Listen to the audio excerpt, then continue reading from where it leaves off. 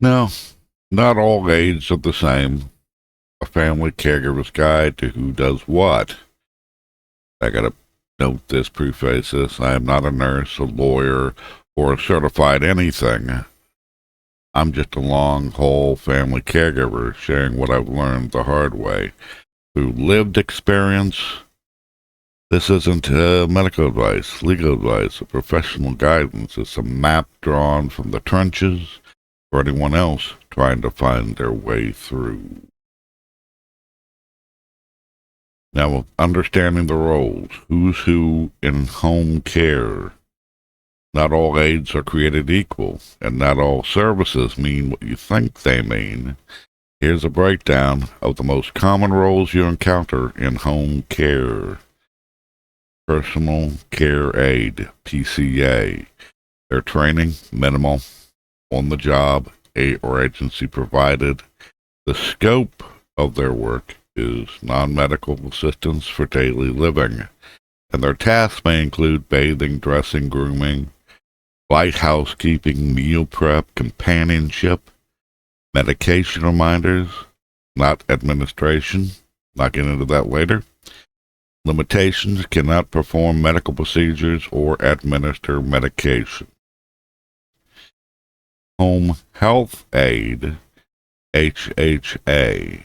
Their training is a formal certification, and that varies by state. And the scope is similar to PCA, with some basic health-related tasks. And their tasks may include all PCA tasks: personal care, checking vital signs, basic wound care under nurse supervision, assisting with medical equipment.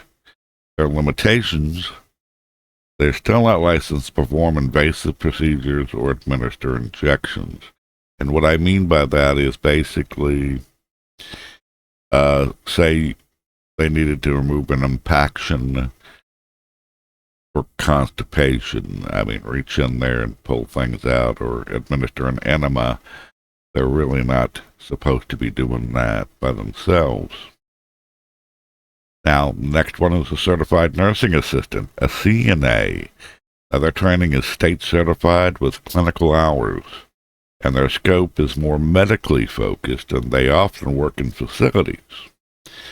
The tasks may include all the HHA tasks, more advanced hygiene and mobility support, monitoring and reporting health changes, but their limitations are they still work under supervision of a nurse or physician.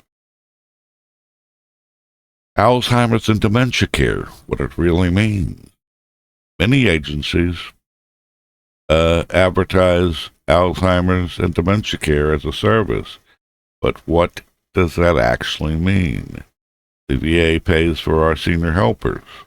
One of their services is Alzheimer's and dementia care. I thought in the beginning that was going to be our plan, but that is not actually a singular plan. It is on top of other plans, and it is really more about assessment and planning. The actual home aides, most are not trained in Alzheimer's and dementia care. They are help aides, not specialists. In most cases, a care plan is created by someone with dementia training. The day-to-day care is delivered by general aides, the PCAs, HHAs, even CNAs. The aides themselves may have little or no dementia-specific training. Unless explicitly stated, dementia care often means planning, not specialized execution. A checklist illusion. What gets checked, what gets done. Agency aides are typically given a checklist of duties to complete during each shift. These may include walk with patient, assist with hygiene, prepare light meal. Before clocking out, they check off each task they have accomplished. Often, on a phone screen, you're asked to sign without seeing the details of what they've checked off. So, you know. But here's the catch. Walk with patient might mean a full lap to you, but to the aide it might mean following them from the bedroom to the recliner. Assist with hygiene might mean a full sponge bath in your mind, but to them, it's handing over a washcloth. Technically, they're not lying, but practically, they're not doing what you or the agency likely intended. And then there are the one-time aides, which have different rules. If your regular aide is out and a replacement shows up, they may not have the same training, experience, comfort level with your care routine, scope of duties, and yet you're rarely told this. You're expected to treat them as interchangeable, but they're not. Every aide who enters your home, even for one shift, should come with a clear explanation of their role. PCA, HHA, CNA, etc. Their scope of duties, any limitations or restrictions, what they are not allowed or trained to do. Without that, you're left guessing, and that's just not frustrating, it's dangerous. Medication, most blurred line in home care. What's the difference between a reminder and administration? Medication reminder, it involves prompting the care recipient to take their medication. Examples, it's time for your pills, pointing to a pill minder. This can be done by PCAs and HHAs and above, depending on state and agency policy. Considered low risk if the aide is not physically handling the medication. And medication administration involves physically giving and applying the medication. Examples, handing over pills, applying medicated creams or ointments, giving injections. Typically requires additional training or licensure, HHA with certification, CNA, LPN, or RN. It carries a higher legal and medical risk if done improperly. In practice, many aides do apply creams, hand over pills, or assist with inhalers, especially when they've been with a client for a long time. But that doesn't mean they're trained or authorized to do so. Why it matters? If something goes wrong, the aide could be held responsible for acting outside their scope, or the scope of their duties and training. Families may assume aides are trained to do more than they are. Aides may feel pressured to just do it, even if they're unsure or uncomfortable. And when you're not there, the hidden risks of respite. Many family caregivers aren't present during the aide shift. They're working, running errands, or simply trying to rest. During that time, the aide becomes the sole caregiver, and the decisions they make carry real consequences. If an aide misinterprets a medication schedule, applies a cream incorrectly, misses a dose, or gives the wrong one, doesn't recognize a reaction or a symptom, the family caregiver may not find out until hours later or until something goes wrong. But what you can do, have a written care plan, include medication times, dosages, and what the aide is and isn't expected to do. Use labeled pill minders, pre-filled and easy to follow. Leave notes or voice memos, especially if something changes that day. Ask for a shift summary. Even a quick verbal recap can reveal what was missed or misunderstood. Advocate for consistency.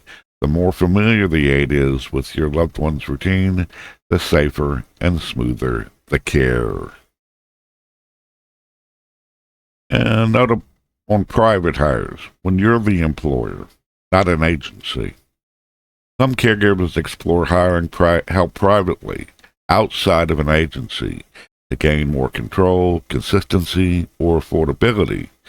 It can work well for some families, but it comes with its own set of risks and responsibilities. I don't have experience with private hires myself because I can't afford them. If the VA didn't pay for our home help, I wouldn't have any help at all. And I know I'm not alone in that. Still, based on what I've read from other caregivers and what seems logical, here's what I've learned. Potential benefits. You choose who you hire and when they work. Often more consistent care, fewer rotating staff. Maybe more affordable without agency overhead. The risks and potential risks. No background checks or training unless you arrange it. No liability coverage or formal oversight. You become the employer responsible for taxes, scheduling, and conflict resolution. No backup if they cancel or quit. If you go this route, get everything in writing. Duties, pay, hours, expectations. Clarify what they can and can't do, especially around medications or medical tasks. Consider liability insurance or a payroll service. Always have a backup plan. Private hires can work, but they're not a magic fix. And for many of us, they're simply not an option. That's why understanding the agency system and how to navigate its gaps is so essential. I am not a maid when aides misunderstand their own role. Sometimes the confusion isn't just on the family side, it's on the aide side, too. You might ask an aide to mop the kitchen floor or wipe down the bathroom sink, and hear something like, "I'm not a maid. That's not my job. I'm a CNA. I don't do housekeeping." And here's the thing. They might believe that. They might have trained as a CNA or HHA and think that makes them above certain tasks. But if they were hired through an agency to provide in-home support, and the contract includes light housekeeping, then yes, that is part of the job. This kind of misunderstanding usually happens because the agency wasn't clear with the aide about the expectations. The agency wasn't clear with you about the aide's scope of duties. The aide is relying on their certification title, not the job title or job description they were hired under. You didn't hire a hospital CNA. You hired a home aide. And in the home, that often includes laundry, dishes, and yes, mopping the floor. This isn't about demeaning the aide's skills. It's about aligning expectations. If the agency says light housekeeping is part of the role, then the aide should know that, and so should you. What you can do: ask for a written duty list. What exactly is included in light housekeeping? Clarify the aide's role at the start, especially if they're new or replacement. Loop in the agency if needed. If the aide refuses a task that's in their scope, the agency needs to address it. Stay respectful but firm. You're not asking for a favor. You're asking for the job to be done as agreed. When everyone understands the role and respects it, the work is done and the dignity stays intact. When familiarity becomes fatigue, the risk of getting too comfortable. Over time, a good aide can start to feel like part of the family, and that's often a gift. Familiarity brings ease, rhythm, and trust, but it can also bring something else: complacency. When an aide has been with your loved one for a long time, they may start cutting corners on tasks they used to do thoroughly, get too casual about hygiene, mobility, safety routines, spend more time on their phone or chatting than actually engaging. Assume they know that what's best without checking in with you. And here's the hard part. As family caregivers, we do this too. We have slack off periods, not out of laziness, but out of necessity. We let our loved ones sleep longer so we can sleep longer. We skip a bath day to catch up on bills. We let things slide because we're running on fumes and need to regroup. But there's a difference. We're not being paid. They are. And if we are being paid, it's not enough.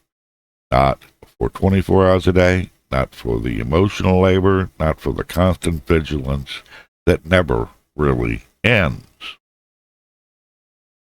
I've seen this happen firsthand. An aide who had been with us for a while started showing up later and later, sitting more than helping, and checking her phone constantly. She was comfortable, too comfortable. And I get it. This work is hard, but when comfort turns into coasting, it's the care recipient who pays the price, and the family caregiver who has to quietly pick up the slack. When an aide starts treating the job like background noise, showing up but not really showing up, it's time to reset expectations. That doesn't mean confrontation, it means clarity. What you can do: revisit the care plan, ask the agency for a fresh copy and review it together. Have a check-in conversation. I've noticed a few things slipping. Can we talk about how to get back on track? Document changes. If routines shift, like letting your loved one sleep in, make sure it's intentional, not just inertia. Trust your gut. If something feels off, it probably is. You're the one who knows the baseline. Familiarity should never mean fading effort, and professionalism doesn't have to mean coldness. The best aides strike a balance, and when they don't, it's okay to speak up. Final thoughts. The manual that never came. Family caregivers are expected to manage a rotating cast of aides, navigate unclear job roles, interpret vague checklists, and ensure their loved one's safety, all while juggling their own lives. They're expected to know what each aide is trained to do, what they're allowed to do, what they might do anyway, and how to fix it when something goes wrong. And often, they're expected to do all this from a distance, while working a job, resting, shopping, or whatever, or simply trying to survive, take a break, have some respite. This is the reality of home care. Not the brochure version, not the agency pitch, a real version, where the lines are blurry, the stakes are high, and the caregiver is the only one holding the whole thing together. Caregiving is a system held together by people who were never given a manual. But maybe, just maybe, we can start writing one together as family caregivers. Thank you for watching and listening. Check out my blog entry if you want to see this again in proper format. And I'll see you again at another time.